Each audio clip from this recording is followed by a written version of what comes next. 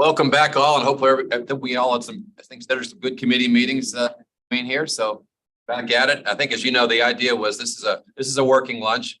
Talked about our strategic plan, talked about at one point possibly having in this position, we'd approve it. I think decided the better thing to do is have a good, healthy discussion at this point before it's fully baked over the course of the summer. I think things said you and the team will put the final touches to it, and we'll bring it to the board for approval in September. So again, this is really intended, I think, to listen, but also, get some feedback, isn't it? So I'll just turn things over to you and the team. And by the way, just as any housekeeping before we do so, I'm sorry. Yeah, absolutely, sir.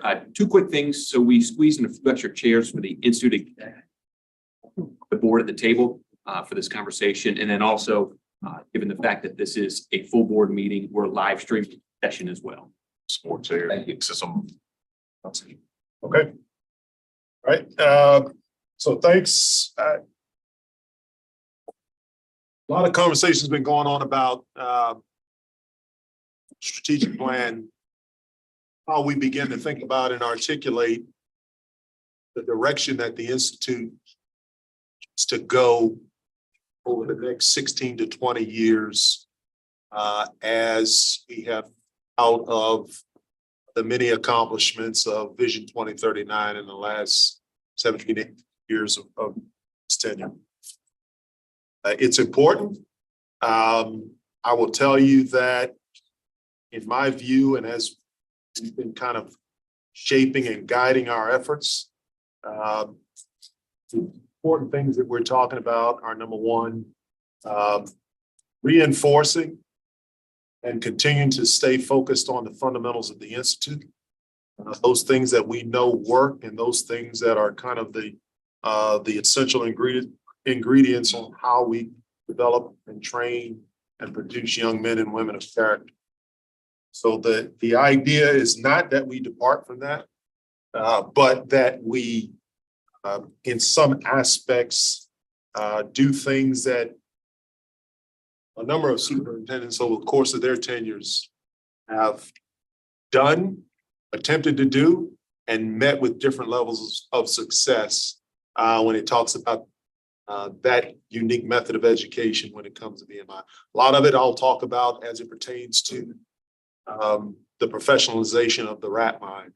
I've spent a good bit of time doing some reading. I've asked historian Keith Gibson to come in and talk to me about a number of topics, one of which is tell me what the real history is about the rat line, how it got started, what have various different administrations observed about it, thought about it, attempted to make adjustments to it, and how does it sit now relative to where it might and should be if we're going to produce young men and women here in the future.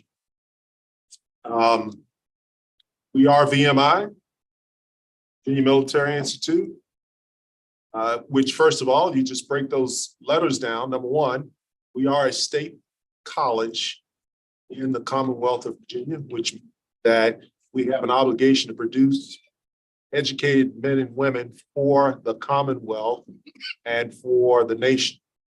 We have military in our name because we are a military college. We offer environment that is a military-like environment. It's not exactly like the environment, and I would argue that the military environment or the military has evolved many times over its 200+ year history, particularly when it comes to the Army. Well, we have a military-like environment for a reason. And for our students who are no longer 100% commissioning, it still affords an opportunity for a young man or woman to come and learn and grow in a way where they get the structure that they need. Some kids don't need the structure, but they get the structure that they need to be able to firmly get themselves on a good footing where they can accomplish things, and they can learn things about themselves, both academically, physically, and mentally. And then we're an institute. And why are we an institute, not a university? Well, we're an institute because the learning environment here goes well beyond the classroom. It goes well beyond the classroom. It entails not only things on the academic front, which I would still say that that needs to be first among equals. That's why you come to college. You come to college to get an education and graduate with a degree. But the other components are equally important, although given the time demands, you don't often have the ability to firmly balance all three of that three-legged stool in the same way, but it's intentional to ensure that the development and the growth and the learning that occurs is intended to, again, develop young men and women in some of the areas you talk about.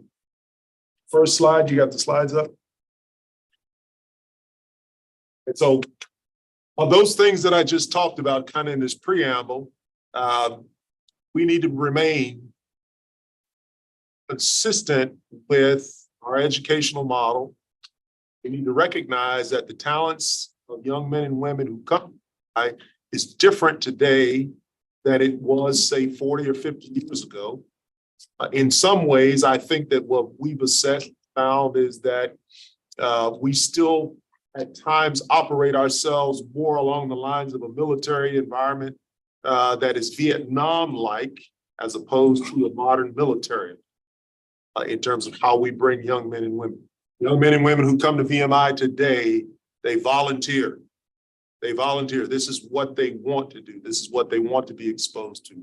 They want to learn about themselves in this way. They want to learn about how to develop their character in this way. They want to learn how to be leaders this way.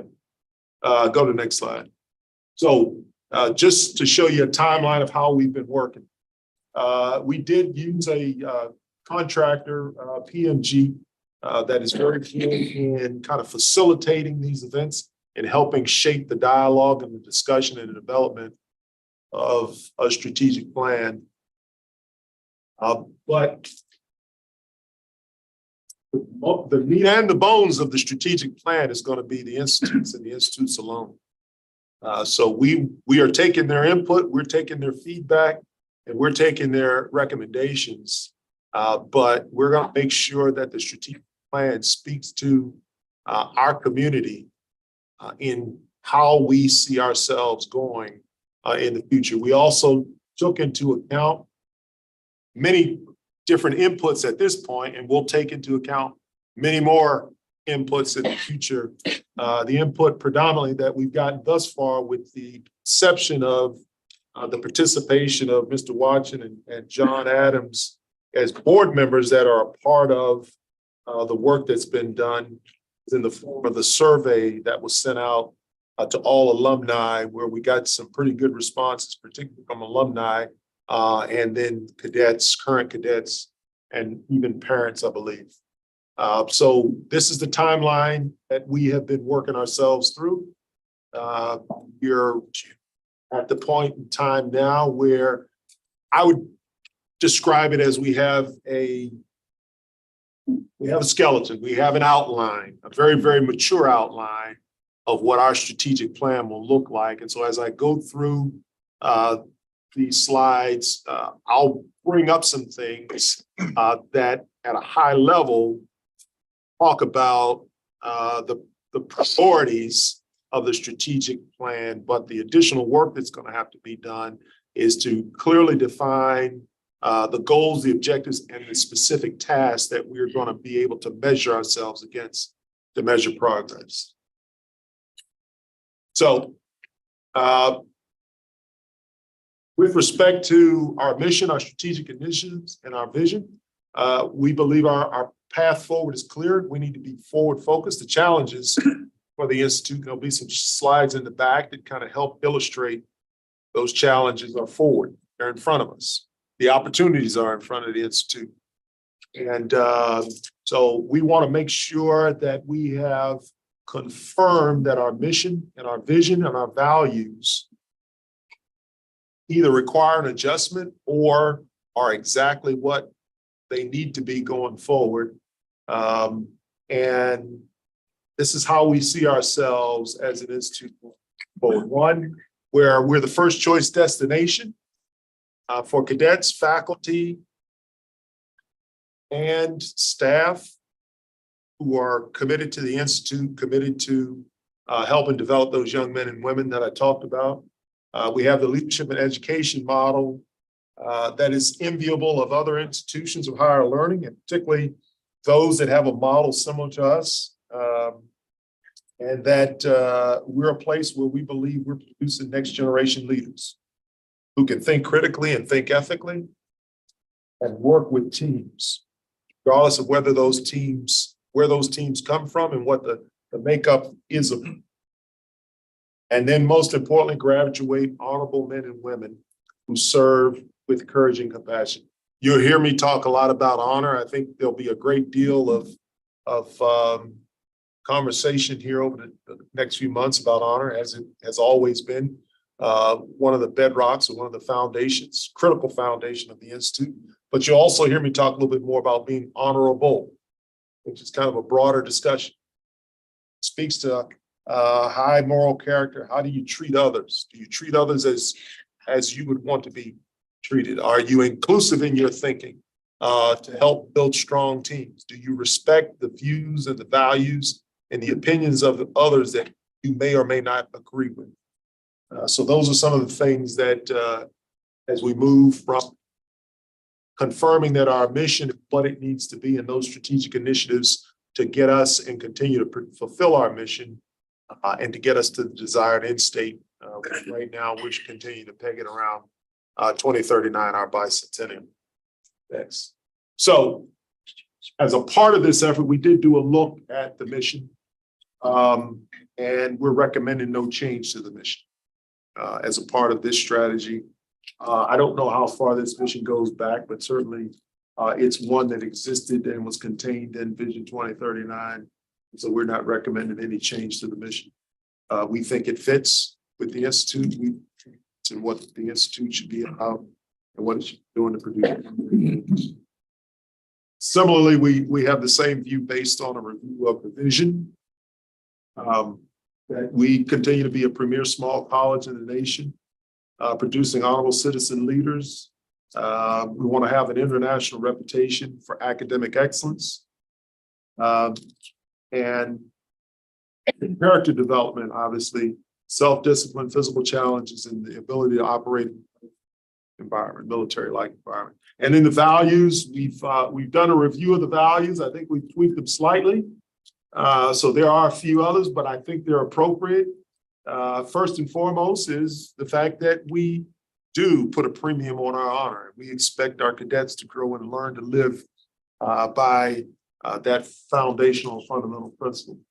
And then aspiring to excellence, learning and growing and demonstrating their own brand of self-discipline, exhibiting courage when those times call for it, building a sense of team, building a sense of camaraderie, building a sense of the free core, having a commitment to selfless service, and through the experience here of the Institute, being prepared and always being able to demonstrate resiliency, whether times are good or whether times are tough. So for the purpose of the brief, we are going to talk about having just looked through the mission, vision, and values and having confirmed that those are the right set, we believe. And again, this is a draft, so it's obviously open to a whole host of discussion and encouraged discussion by the board. We want to talk about primarily strategic initiatives and the goals. And so the strategic initiative is based on a series of goals, multiple goals that will advance.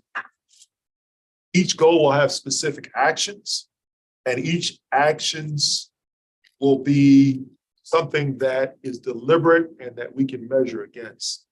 And this is a whole institute. So every one of our institute execs, the institute as a whole has a stake and an ownership in those goals and turning them into action. Next. So we have 6 strategic initiatives. These are the first 3 of 6. First is centered around being an institute as we have always been, where premier leadership development occurs. That starts with all the components that have existed. Again, we're not trying to change that. It's fundamental to the institute to have the starting point of a regimental system because we're a military college. The bonds that are formed and built through a class system that enforces, that instructs in the rat line and the rat line activities, and then obviously the honor system are and continue to be important. But I would argue that that aspect of leadership, we need to be thinking more and talking more about it in other ways as it pertains here to the Institute than just what goes on in barracks, just what goes on as a part of the regimental system. There's leadership occurring in a lot of different places here at the Institute, as it always has. But I'm not sure that we give full recognition to some areas. And so every aspect of core life has and contains a piece and a part of leadership in it, in my view. And so we ought to continue to champion that. We ought to emphasize that to the young men and women. Some come here, as I've said before, some come here and they are dialed in, fully dialed in to being a member of the Corps Cadets. They know about what that all means. They aspire to be rankers in the Corps, so on and so forth. Some come in here very, very focused academically. Some come in here to get the most out of their talents as a Division I athlete. But no matter why you come here and the path that you pursue and where you put your emphasis, there are leadership opportunities in each and every one of those areas, in each and every one. Enhanced academic excellence. Pause, maybe Cedric on each of the six, because maybe it'd be good, and maybe that's a good way to just get any discussion going around, starting with this one. I mean, it's pretty important. Starting with this is something that we're going to want to make a tenet of how we think about the Institute. It has been, by the way, but will continue to be, obviously. You're endorsing some of the key elements of the unique experience when you speak to the regimental system, the class system, honor system, things like that. But anything else that maybe the group wants to sort of just. I certainly think we've always, leadership opportunities across many things. I've always told people you don't have to be a ranker. You can, but everyone finds their niche and puts 110% in, and leadership and rock climbing all the way to, I feel like maybe we don't advertise that well enough, but that was my understanding. I mean, certainly we can, say it again, but some of this actually, I was just gonna say, some of this actually is just reinforcing things Right. that have been patterns of the past. And this is a good example. That's always been a tenet. For that as well, say, I think sort of what you're getting at is one of the unique things that distinguishes the Institute from maybe a service is peer leadership. With all these different systems, there's more than one way to be an authority figure, just as you said, and the first class private who's still the go-to person because his classmates respect his opinion. The team captain of the sports team who may be a virgin private. I mean, all those things interrelate and they are part of the ethos of this place. I think drawing attention to that is a good thing. But I absolutely agree. It's always been a feature of what makes the Institute what it is. I like leading with it though, because I tell people this is a leadership institute. That's what this is with a liberal arts education. Leadership institute. And I think leading with leadership development is where we I are. think it's in how we phrase it, and how, that we're going to continue doing this, and we've always done this, and it doesn't have to be, but of course, advertising that, it doesn't have, you don't have to be a ranker to be a leader. There's so many opportunities, and there always has been. Is your concern that this will indicate other? Like it's a new thing. I don't like that. I don't think that's, yeah. I see your concern, but I like leading with it. Yeah. some of the mission pieces you went, which is continuing the same. Right. Yeah, so you're going to see a pattern, I think, of a lot of it that's just reinforcing. It has to be all inclusive. The document has to be inclusive. I think that's part of what you're trying to do, Cedric, is make it all inclusive and Well, let me- a new plan doesn't necessarily suggest a new direction or Absolutely. criticism of something that was done in the past. It's in fact stating some of the things in the past. Absolutely. Premier leadership, yeah. Premier leadership, we're premier leadership. I think as an example, I would tell you that I find it refreshing that probably the overwhelming majority of the core embraces that this crop of leaders this year, right, are going to be within the ranks for student athletes, right, from the regimental commander to the honor corps president, right, to understand and appreciate that that's an aspect of leadership that often doesn't get emphasized enough. I think it should go a long way. I'm hoping that it'll go a way towards, breaking down this divide. I think that it provides an opportunity with a battalion commander who's a football player and the regimental commander who's a football player for them to set examples for some of the other football athletes that come here that, probably have purely or mostly football on their mind, to see, hey, I've got a person who is within our ranks, who's one of our team, right? And they're able to balance the challenges of all these things. Oftentimes, when you look at kind of the succession of dikes, I know I've talked to a number of cadets here, and you can talk to one and you say, well, how did you end up being a company commander? Well, my dike was a company commander or a ranker in the Corps. And so I spent a lot of time around them and was influenced heavily in how I saw them. And so that kind of spurred me, motivated me to pursue rank. My dike wore academic stars. It was in a major that I thought was a tough major. And so I got on the path to pursuing excellence in that way. So that's all we're talking about.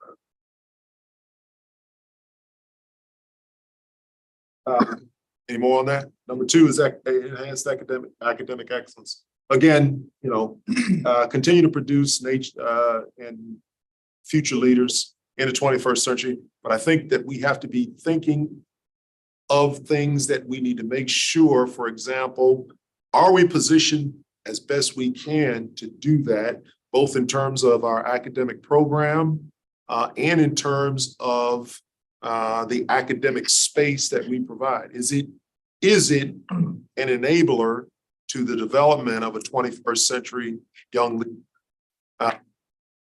And again, this is not something that would suggest that we're changing things up or we're doing things differently. I just firmly believe that where we need to be when we get to our bicentennial or sooner is we need to be firmly planted in the 21st century as an academic institution, what we do. And again, that word institution, we ought to signal it as being intentional. We're not just a college or a university. All right, we're an institute because of what we develop and what we provide to the learning and the growth of our cadets. Cedric, I'll pipe up one more time, so apologies. But one of the things I think we want to be intentional about, and I'm always a little bit leery of this when we were compared to liberal arts colleges, because we're unlike every other small liberal arts college in the country, as far as I'm aware, in that we have not just hard science, but also engineering. We really, truly are. You have to go back to our founding. That was the reason that we were founded, was to provide engineering capability to the Commonwealth, much like West Point was founded to provide engineering capability to the nation. And that was one of the models of the Institute when it was created. It's going to get harder to preserve and foster that as the engineering professions evolve. But I think we have to be very intentional about ensuring that that stays fundamental to who we are as an institution. I think over time, the shifts in kind of the selection of academic discipline for our cadets were now more are pursuing STEM-based degrees versus liberal arts degrees. I think that ought to continue. But I think as the dean and the departments look at the relevancy of the academic selections and how we go about doing it. I mean, there's a whole lot of ideas that we're tossing around now. Some of it comes out of the study that was done, that was presented, that talked about, you know, the availability, what are the most in demand majors, right? And how often our cadets are able to stick with those majors and how do they achieve success in those majors? I mean, those are the things that I think we're talking about when we're talking about taking a look at the academic program. Looking at the relevancy in terms of the various different fields that are out there, career fields, career pursuits that are out there.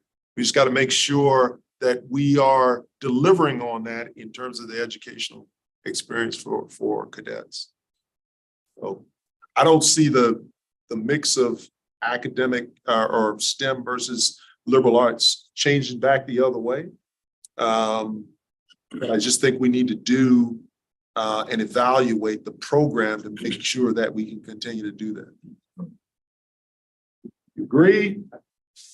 I do, but I want to, and if I could add with comments, it's got a couple of a cadet component to it, but it has a faculty component to it. So in engineering, we're finding the students, what's getting more and more challenging every year is when you go out to hire faculty.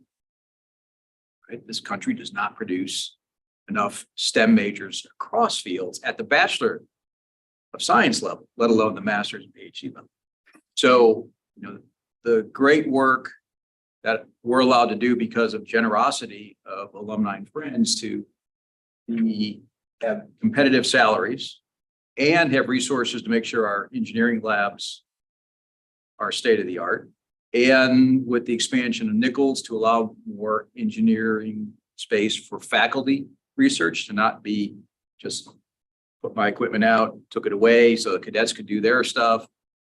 That's just going to help us recruit, which is, I mean, that's the hardest field to recruit in outside of accounting. That's the hardest thing to find a PhD. So it's both sides of it to be able to, we can get the students, we're still getting, ME is still very popular, CE is popular, ECE, not as popular, but it's popular. It's making sure high quality faculty who really want to be here. Well, I mean, for the accreditation, if you're not accredited, then civil, you know, don't have all the engineering disciplines. It's not the school that you want to go to get your undergraduate in the engineering. I think it isn't, and it signals that. We signal that to a prospective faculty member or possibly a cadet. Absolutely. But what we want is this: we are rare as an undergrad having engineering. It's expensive. Not only the faculty, but the lab. And the labs aren't like it was 40 years ago where you change things when they broke. They're obsolete in a year or two, right? And you're just constantly spending lots of hundreds of dollars a year for us just to maintain and upgrade labs. So that's a signal to a prospective cadet, prospective faculty member that we're serious about engineering. Come here and get high quality students and do your own research. Or if you want to be at a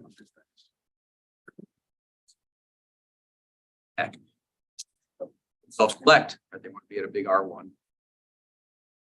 at a school like this, but they don't tend to think, I believe, in PhD engineering programs about undergrad only schools, right? Out in front of them, because it's not like everybody has undergrad humanities. Everybody has undergrad social sciences. Everybody has undergrad chemistry. Where you have undergrad schools have. Anyway.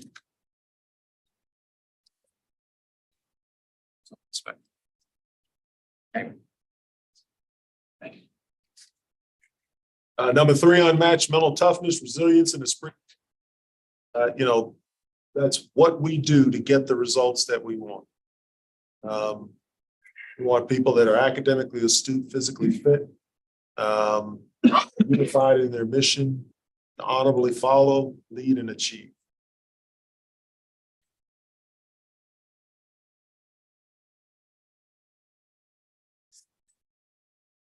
The next three is strategic initiatives on the next slide.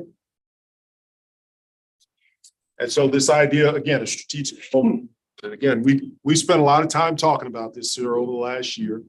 And I would tell you that my belief is that academic success is a big component, right? And it starts at the very, very front when we talk about what we bring into the Institute, right? Which is a young man or a young woman who we believe has the ability to come to the Institute. There may be an assessment that we do to assess their preparedness and understand where they might have weaknesses or deficiencies. But we are in working to get them on a path where they can hit their stride and figure out the level of self-discipline that they require, the level of study that they require, how to prioritize their day, how to prioritize their work effort, and be successful. And so it's about not just where you start, it's how you finish. And the success of finishing is that you get to graduation. Anything else is a failure. And so how do we do that? Through the various different offerings of financial aid, academic support, small class sizes with the faculty, the work that goes on in the various different supports across the Institute, not just in the classroom with the faculty, but the coaching, teaching, and mentoring and guiding and directing that comes from all different corners of the Institute. How do those things occur to get a young man or woman across the finish line? And there'll be some slides in here that I'll talk about retention and academic success. Retention is a big component of it for a number of reasons. Say we produce a great product, right? Then it would seem to me like we would want to ensure that we can continue to produce as much or more of a great product. All three of these actually have more of almost an operating effectiveness sort of feel to them, don't they? We talked a lot about that. Is that strategic actually? But I think the idea is it is strategic actually. And that's why you put them out here and the way you have. Wins. With regard to strategic enrollment management, I understand what you're saying is more of an operational focus, but I think when I look back at, my involvement with VMI, like from day one to now, I feel like the sort of family aspect and support aspect and community aspect is so important. And I think it's what keeps us all here. Yeah. And I'm wondering if we can make it seem like a little bit less operational. And I don't know how to exactly express that, but I feel like it's not being fully expressed here, like the community support. Like, I mean, just people in the community that went here that are not, professors, their families. Like, I just feel like that's something that's really special about VMI. And I feel like that's sort of alluded to under the cadet support piece, but I think we could maybe bring it out a little bit more, and maybe right here isn't the place, but I think about important. Let us we'll take a look at that and kind of play around with the words and also think about what the goals and objectives ought to be and the tasks associated to achieve that. So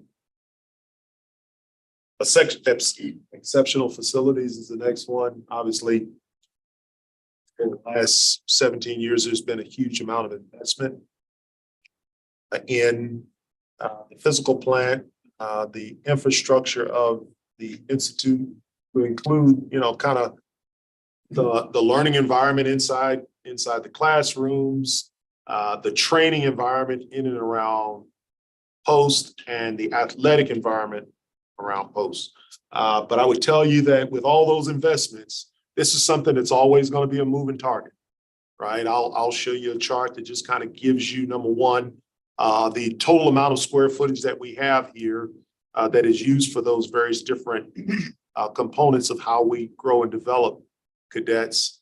And we're they are in their various different ages. And so we've got to have a plan that addresses the ability to sustain those new delivered facilities, modernize the ones that are probably getting up in age, and the ones that are significantly of age and just kind of have outdated equipment, aren't conducive to the type of learning environment that we want. You know, we are going to have to think about, you know, what is the restoration plan for that? Is it to level it and build new, or is it to go in there and gut it and bring in state-of-the-art cutting edge technology for educational environments? But we've got to lay that out in a plan, in a coherent plan that is distributed over time. Operational efficiency is another one. Improve the investments that are from strategic operations. Revenue growth is another big one. Cost management. Obviously, we're talking about the budget here right now, but some of the things that we've discussed, right, in the near term, really are things that become more challenging to the Institute over time as you think about how do we manage and control costs? How do we continue to make an education here affordable for young men and women, which is something that all colleges are having to grapple with. Well, how do we need to do it? How do we need to think about it? Particularly as we have a model that is based on an undergraduate model with very little opportunities for research that we're presently taking on, which could be other sources of revenue to the Institute. It could also offer additional opportunities for cadets to grow and learn and develop. Comments on that? Okay. All right. I think you're saying too, while our small size is a huge asset as it relates to a specialized education, it also can be a bit of a challenge in an environment where cost becomes an issue in education. The amount of student debt that someone takes out after they graduate is an issue. So I think that's probably what's behind this, isn't it? Is an outlook that says that's the way the world is. Yes. So I guess I see, if I use my own assessment, the first three objectives are more outwardly facing, you know, this is aspirational, but they are what we expect the world to see of what we want. Second three are more internal force multiplier concepts. But if I take a different lens, which is, you know, our cliche about the three-legged stool, obviously academics is represented. The military piece, not specifically called out, the athletic piece, not specifically called out. I don't know that I'm hard over on that, but I guess my question is this plan is structured and fleshed out, will those pieces be specifically called out under each or a portion of these initiatives? Yeah, I think so. We won't specifically call them out, but I think embedded in the goals and the actions, you will see specific goals and actions geared towards those things, because that we will better define what the needs are for the Institute in those areas. And clearly, for example, when I talk about facilities, there's a component piece of the facilities that talks about our athletic facilities, right? And the recognition that while we have a brand new, wonderful aquatic center, right? We've got a football stadium, probably has not had any substantial upgrades to it in about maybe 10 years or something. 2000, it's been coming up for well on 15 years. 15. Okay, so there's still, there's areas that we can, again, in various different, not just athletics, but it'll talk about those. Okay. That's my question. All right. Next. Now, taking us just kind of to another level, a little bit deeper into those overarching strategies are specifics about some of the goals. And so again, the goals align with those 6 strategic initiatives. So the first is on leadership. And it talks about how you develop young people probably in today's age. And during the military affairs, I talked a little bit about it. I just want to kind of amplify it a little bit more.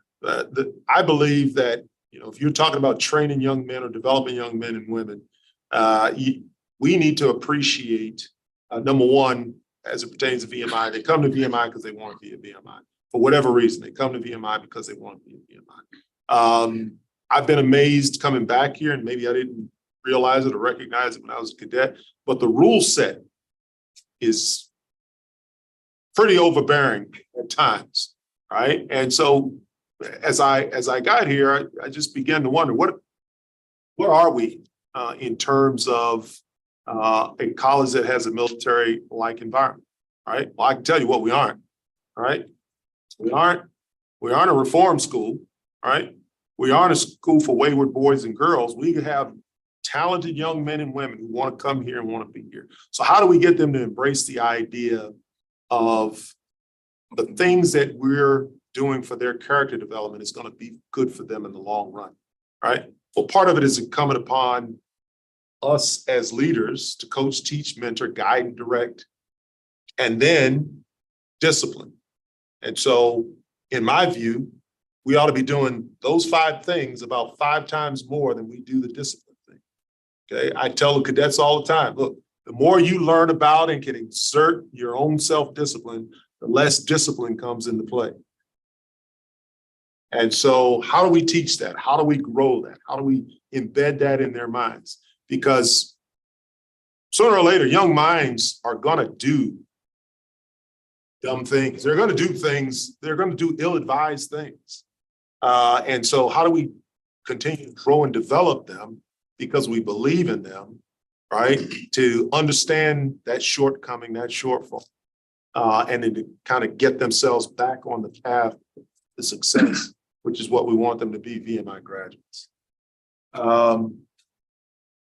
We're talking about expanding the idea of service as opposed to just straight commission. And I believe really that right now, if we think about things in the near term, emphasis on going after kids with ROTC scholarships, I would expect that we're going to see an uptick in our commissioning numbers, certainly for this class, commissioning into the military.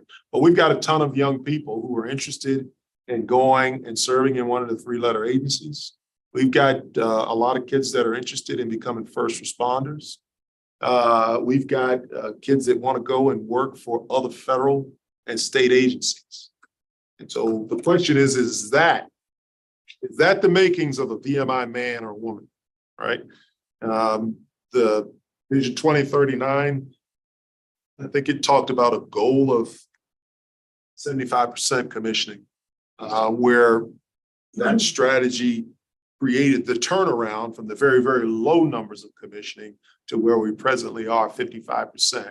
And then I think it had a goal of 75%. Well, if we expand the idea with the recognition that our young men and women want to pursue service in other areas, there'd be no doubt that we'd be producing well near or even over 75% of our men and women who are going out to serve and to serve their nation, to serve their state in various different capacities that are and continue to be needed in the nation. Third is increase opportunities for VMI community to serve. We do a lot of things in that space already when it comes to our spring break activities, EMTs, the whole 9 yards. Next. Second area is academics. Modern technology in the classrooms that would facilitate and enhance learning. Oftentimes, I know we are challenged when it does come to our student athletes in terms of them bumping up on the limitations of class attendance. And just like we have outfitted this room, where might we enhance classrooms with technology that might facilitate a student who is traveling, for example, plugging into the classroom and not miss class? And how much would that help them in their academic performance? Recruit, retain, and promote distinguished faculty. I think we do that pretty well, but there's always room where we can improve. So we want to continue an emphasis on that. And certainly a component piece of that would be to offer opportunities for VMI graduates who are interested in coming back and returning to the Institute to be faculty, members of our faculty, as long as they're prepared and as long as they compete, and to create those opportunities. High impact practices. Again, we're talking about undergraduate research. We're talking about opportunities. We're talking about the possibility of extending our global engagement, our global learning that takes place, taking a look at that and seeing how that would benefit the Institute. Next. So under esprit de corps, a little bit more detail. Mentally and physically challenging experience and environment, right? Nothing's changed about that. Quality support services, both in medical health and mental health. Fostering a safe and diverse environment. You know, I say oftentimes that young man or woman comes to VMI, they ought to be able to go through open house. They ought to be able to go and walk this post and at the end of the day, see how they fit in here. See how this can be a place where they can come and they can thrive and they can excel. Take care of our people. Some of the initiatives that we've already started doing, I talked about earlier with the compensation for our workforce to get it up where it needs to be and try to keep it up where it needs to be. Next. Enrollment, again, we talk about strategic enrollment management. Another area we talk about is retention. Retention and graduation rates. Again, our numbers are pretty favorable in terms of 4, 5, and 6 year graduation. Retention, I think we compare very well to the averages. We're slightly below the average. I don't know right off the top of my head how we compare when you look at other senior military colleges, right? Like institutions or federal service academies. I think we fall a little short when it comes to any type of comparison we might make with federal services for federal service academy in terms of retention and graduation rates. A bit more about facilities, again, to the point that was asked about, you know, kind of specifically or calling out specifically the areas of academics, athletics, and cadet life. Going to try to capture those as specific goals and tasks. Next, finances again. The challenges for us in our ability to have the resources necessary to run the Institute now. And there's some work that we need to do with the agencies to kind of understand some things about, you know, what calculations might have existed as we entered into the last campaign, right, to make the determination on what that goal ought to be and how long it would sustain the Institute over time, right? Because that's the kind of thinking type of analysis that I think we need to think about and do as we finalize this strategy and begin to talk about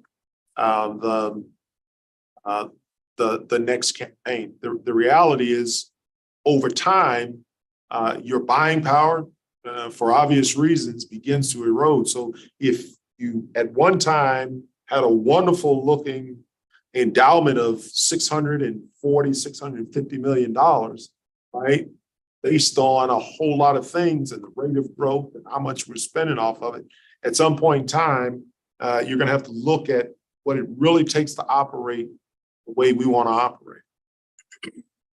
This one is so hard for not just us, but our education institution in the country. If you can tame this beast, then hats off, because the spiral inflation in higher education has just been astounding. Sure. And so it's been,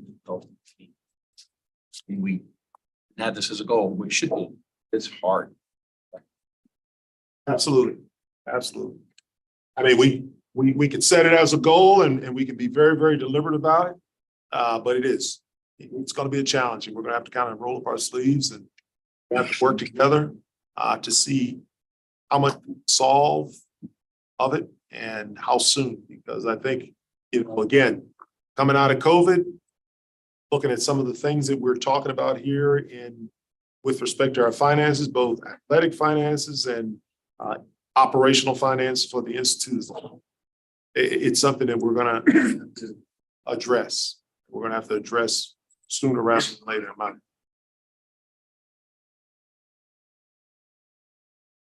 So next steps. These are the next steps. The intent, again, as I stated, is to have the team come together. We're going to take whatever input we get from the board on how we're shaping the strategic document. We'll spend probably the balance of the summer defining some of these things and adding to them in terms of the goals, the objectives, and the tasks, with the intent of having a document draft for approval for the September board meeting. Somewhere along the way, we're going to have to begin to kind of socialize it. So there's a piece in there that we're going to have to do to kind of talk to various different stakeholders and see what their thinking is, what their viewpoint is. Is this something that is on the mark or off the mark? Is this something that should get the VMI family on board and excited about the direction of the institute?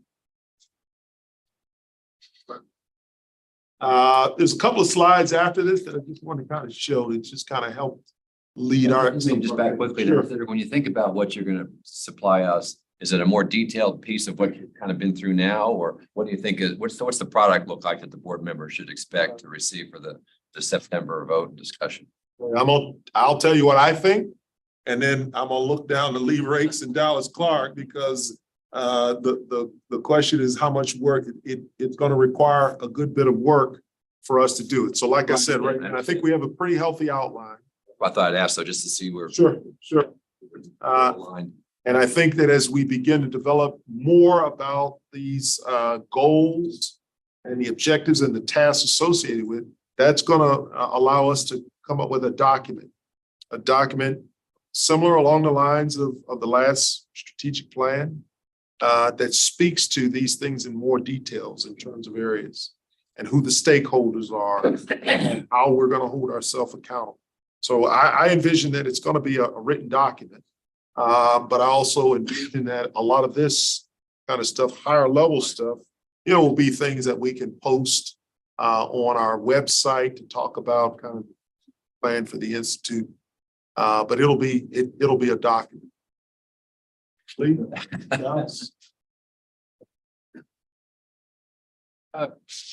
have a lot more work. I think we're much closer now than we were when we started back in September. I think this gets us pretty close. We want your feedback. And so we'll continue to dial and work, shape, but I feel like we're in much better shape now than we were. I think it's going to take the course of the summer to hone in, get the particulars, and get the right balance. We don't want too many goals and objectives. We want just the right amount. And that's a dialogue. It's a lot of back and forth. It's iterative to get the soup and the board all in agreement about the direction, the nature of what we're focused on, and the corresponding metrics to go along with it. I think it's very doable in some. I would just add, we really want to make sure we sort of have these main larger pieces philosophically correct. But if you were to go back and look at all the information that came out of the focus groups and the work they did in the fall, and you start talking about specifics, I mean, there are a whole host of things of which we've already gotten some ideas, but as Lee mentions, there's iterations and refinement of a lot of those ideas to get into the specific goals. But I think communication wise, we sort of think of this outward facing as going to be something that's very, very high level, but then tactically, internally, the way the superintendent manages the staff is probably going to get down to more detailed nitty gritty. I liken it to, you all would see the stoplight chart once a year, but the framework of Vision 2039 stayed up there. I think that same framework will stay up there, but those pieces underneath are probably some report outs and other pieces of superintendent. But even those stoplight chart pieces shifted and changed, moved over time. Comments or questions from the group again? Well, where would we go find Vision 2039 as a strategic plan right now? Is it on our website? And is it more a written document? My recollection of seeing it visually in meetings like this was a similar sort of PowerPoint presentation with, as you just said, the red light, green light bar charts about the 16 goals, I think, were areas in which we were. So the board approved the strategic plan each year. It's actually the last time the board approved it was in September of 22. We brought it forward. Beg your pardon, it was January 22. We didn't bring it forward this January because we're in the process, but that document exists out there. We brought that forward annually every year and had available. We brought that to the AFP committee and had available all the assessment reports and plans programmatically across the family of plans, six different directors. That's shifted and grown us, and Cleve's been adding CDO. That document is out there. Let me see if it's still posted, but that's a doc. I can get you a hard copy of it today. Backs of them. It's still on the way.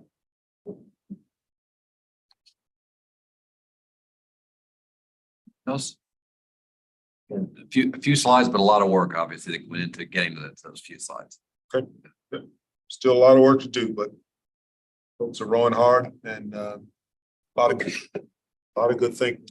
Folks that are coming together to make sure we capture the right things about how we ought to be and thinking strategic.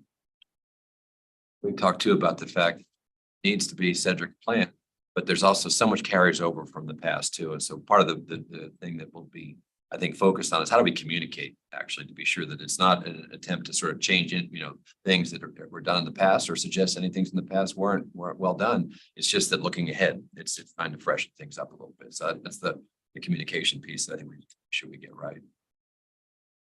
And Cedric and Lee talked a lot about that.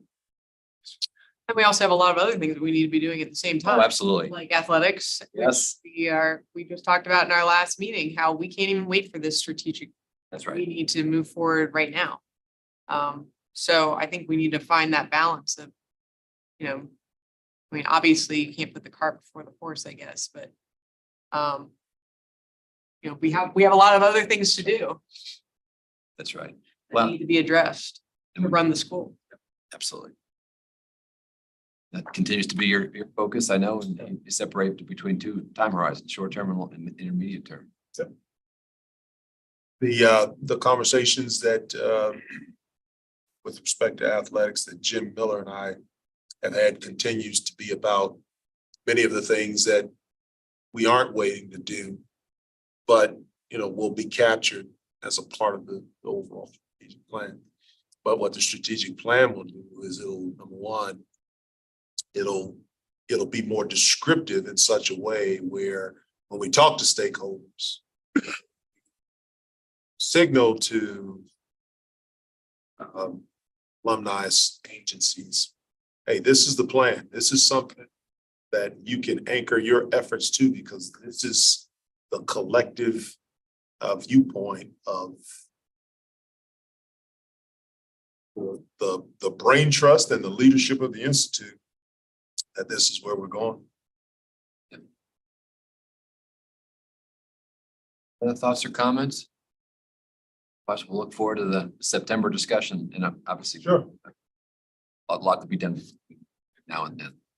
So, Just for expectation management. So we mentioned an iterative process and then obviously a September vote. So in between now and then, will we see sort of penultimate drafts or the next time we're going to see something as the final draft? The idea is not to show you a draft at the September board and then ask for approval. We're going to have to do it in such a way where at least in stride reviews can occur. Right now, how we do that, and we got to think through that. I mean, I'm not suggesting that we would call the board together to do that. It might be kind of to distribute it, take feedback, refine it and then distribute it again. Or do it with a smaller group, say like the executive committee. Executive committee, yeah, I was thinking about that, Cedric, yeah. Anything else? Well done. Again, a lot of work, Lee, a lot of work. Good. I think we got a little, believe it or not, the time actually, so I'm not sure what to do with 13 minutes. I've never had that. Plus, minus. But I think, Steve Mareshi, I think you're gonna have the group come in at 1:30. Maybe we'll just do a little line shift, take a stretching break and. Down.